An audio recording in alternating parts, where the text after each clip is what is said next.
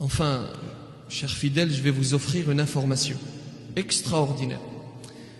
Une information que vous allez d'ailleurs offrir à votre entourage, en retenant au moins cette partie du prêche. Et c'est un cadeau d'Allah subhanahu wa ta'ala pour le jeûneur.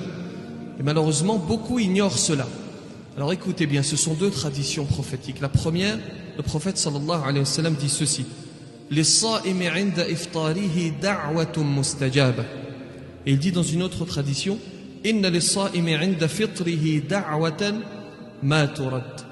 Il y a pour le jeûneur, lors de la rupture du jeûne, une invocation exaucée. Dans une autre tradition, il y a pour le jeûneur, lors de la rupture du jeûne, une invocation qui n'est pas refusée.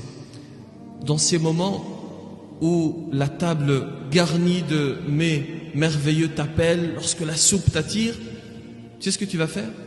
Détourne-toi un instant de cette table. Tu as une difficulté, tu as un problème, tu as une dette, tu souhaites que tes enfants réussissent, tu as un projet, tu souhaites acquérir une maison, tu souhaites entrer au paradis. Dans ce moment, au moment de la rupture du jeûne, et c'est le témoignage du prophète sallallahu alayhi wa sallam, ce ne sont pas des fables. Nous croyons dans les paroles de notre prophète.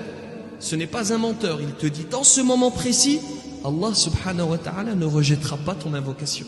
Alors à ce moment précis, délaisse la table et tourne-toi vers le Créateur. Et lève les mains au ciel. Qu'Allah subhanahu wa ta'ala accepte notre jeûne et nos invocations. Assalamu alaikum, alaikum, yeah. Assalamu alaikum, alaikum.